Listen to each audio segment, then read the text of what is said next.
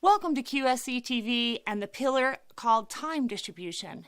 This is a critically important pillar because if a client has a time distribution issue or is not managing their time properly, it's going to be incredibly difficult for them to focus on any other lessons that you have for them. It also makes them realize some issues regarding delegation and things that they should be focusing on and that they are doing that are standing in their way of having all the success that they would like. The learning objectives of this pillar is to understand the importance of time management and to create tools and methods for them to be able to get a really great handle on this and have the opportunity to focus on only the high value items. There will be several exercises in this module designed specifically for a business owner to go through and figure out what he's doing every single day and what he could be delegating. And maybe he can't delegate it today, but maybe it's something that he sets a goal for the future. We're going to look at the balance of everyone's life as well. Using a life wheel exercise, we are going to have the clients do a life wheel exercise now, looking at the balance of their life and what the future would look like so they can set goals to start working towards it. So we will be also using the Eisenhower metrics and implement it to focus on those high value items and stop doing the small things. For example, if a business owner is habitually running to the parts house and delivering parts or running around and picking up permits when he could be out networking and gaining new business, then we need to adjust that immediately, because if revenue is his issue and he's wasting time on small items like that, that's probably what's standing in his way. So we really want people to learn to stop the chaos and to gain control. And if people have been operating in a world of chaos for a long time, this is going to be a very difficult change for them. It's going to be something that I would encourage the coaches to get them to try for 28 days. That's how long it takes to change a habit. So let's get them on the right track of time management for 28 days, small bites, and then see where we go and see if it makes some big changes in their life. So we also want to reduce the stress. So if a business owner is always frazzled, working 60, 70, 80 hours a week, and maybe they're doing things that aren't even necessary anymore, we want to be able to give them the tools to eliminate the things that are not making them money and not bringing them forward. We also want to focus on increased productivity and doing the high value items, accomplishing more with less effort, achieving their goals, increased energy so that they can focus on the things that they need and make better decisions, because that is something that happens when you're stressed for time. You make haphazard decisions because you're in a frazzled mode. So we also want to talk about this as a habit. That's where the 28 days come in, because we are going to create a habit for a business owner to start getting focused on their time management and learning about time chunking and calendar management, which will help all areas of their life. It will probably help all the areas of their family and their team as well, which is a great benefit to get people moving forward on this. So we want to talk about spending time wisely. One of the biggest exercises in this pillar is having the client to do a time study. This is something that's not going to go over really big. It's going to be looked at as a huge chore, and in essence, it sort of is. But if we can get a client to track their time for 1, if not 2 weeks, if they're really running around like a crazy person with their hair on fire all the time, if we can get them to track their time for 2 weeks, that would be very, very valuable for the coach and for the business owner to see exactly what they're doing. And what a time study looks like is they will have to write down every hour what they are doing for the next week or two, and then we will take an evaluation tool to that. So if they're in the higher level of coaching, the coach might take a look at this time evaluation, start crossing things out and saying these are not things you should be focused on, start circling some things that will say let's delegate this to someone else, and then really highlighting the things that they should be focused on.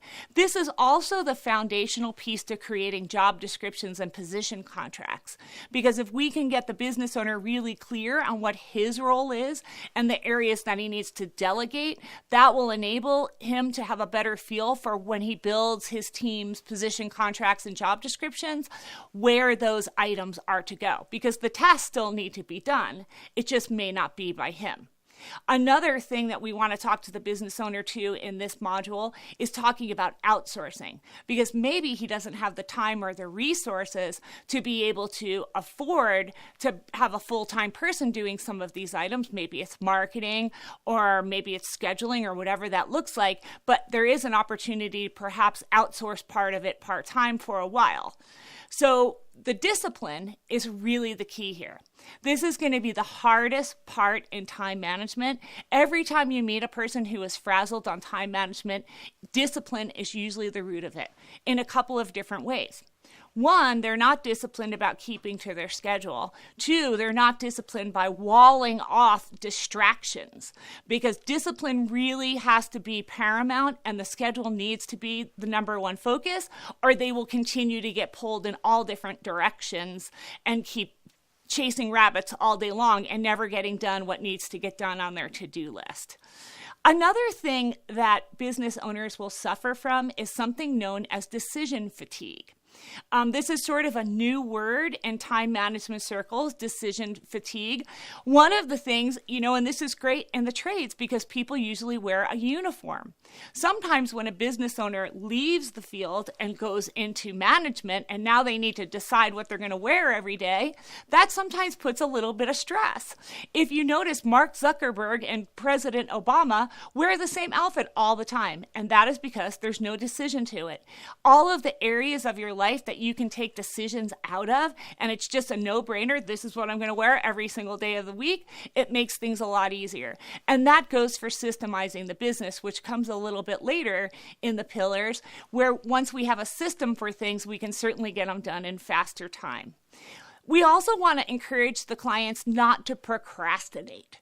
That is a number one killer in business, is procrastination. And we want to encourage them to eat that frog. And what the eat the frog means is to get the biggest, ugliest thing that they need to do off their plate in the morning so it doesn't continue to nag at them.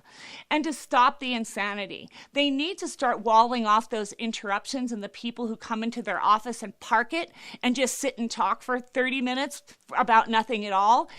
A great way to do that is to set the timer on the time bomb, because those people are huge distractions, and a great way to encourage people to do that is to tell anyone who comes in with a distraction, say, hey, I have 5 minutes right now. If you want to discuss this further on Thursday, I can give you 2 hours at the end of the day. Would that work for you?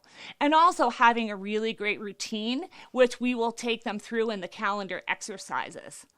So one of the first things that we're going to have them do is the Eisenhower matrix, which will really have them look at all of the things that are urgent, all of the things that are important, all of the things that are not urgent and important, and what are they spending their time on. So from that time study, we can then have them put all of their items in those boxes and show them the value of getting rid of some of the things that are really low value items and are not getting them any further ahead in their day and just creating more stress. Looking at urgent versus important is something that's going to be very challenging for business owners in many ways, because they're going to think everything is urgent.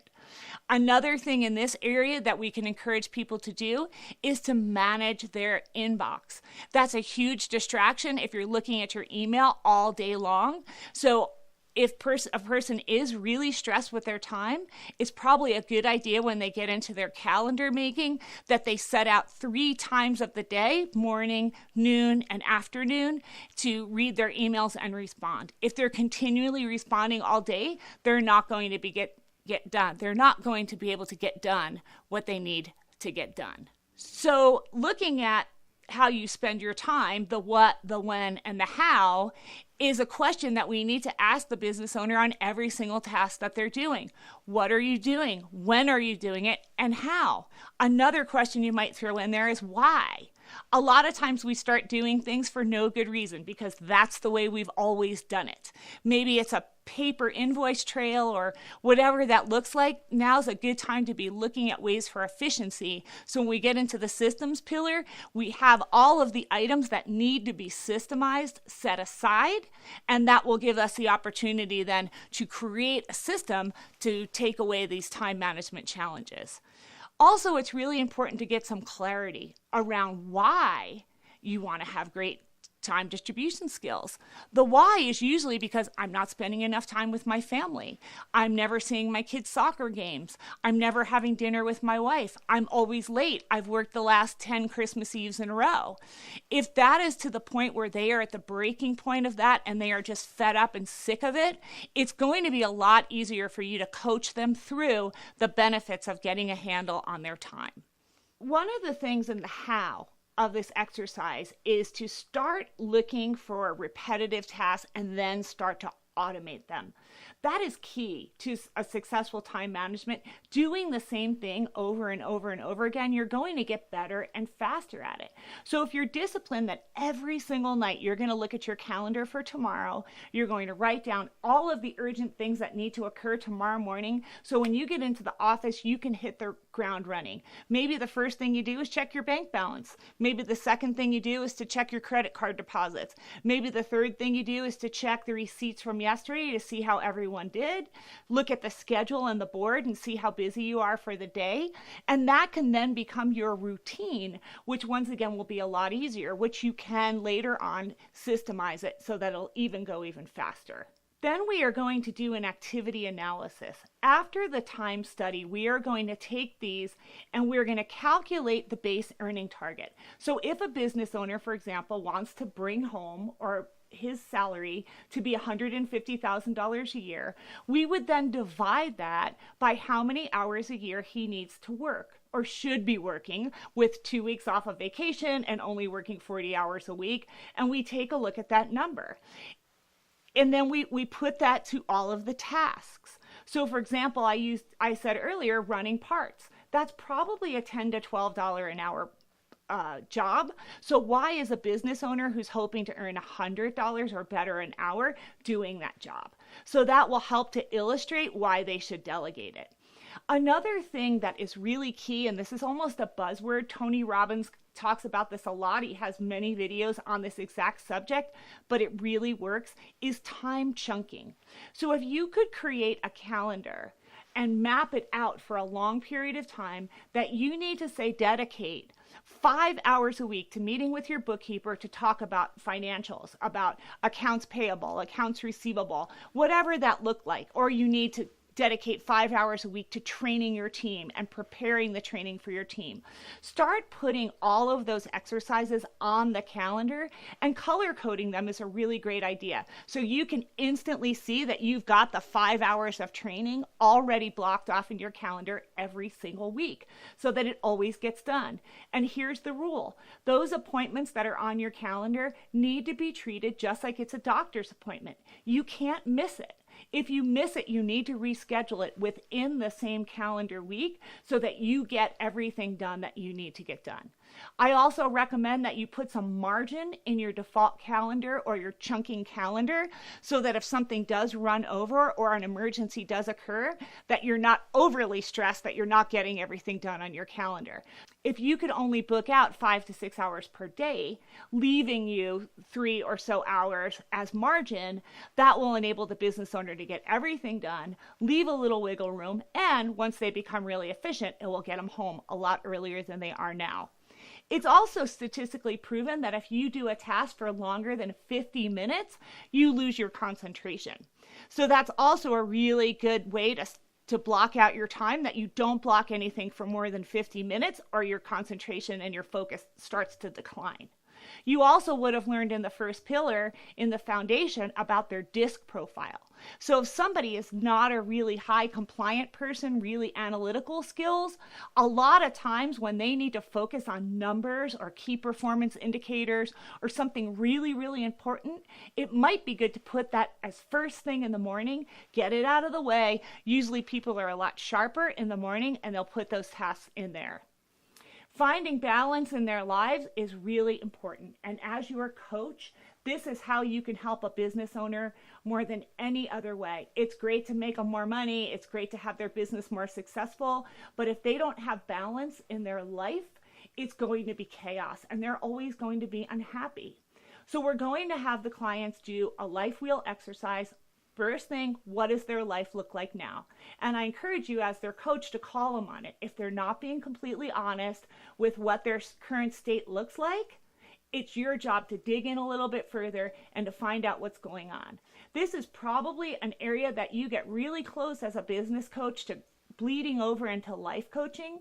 But if a client doesn't have great time management skills and they're not focused on having balance in their life, their business is going to suffer significantly. Then we're going to have them do another balance wheel exercise of what the future looks like. And as their coach, you can help them to determine all of those areas. So maybe they need to put 2 or 3 hours a week on the calendar to work out. Maybe they need to put 2 hours a week to spend time with their spouse. Whatever it is that they're not getting enough of now that's creating this imbalance, it's time for us to give them the tools to get there. So thank you for watching The Pillar on time distribution, and thank you for watching QSC TV.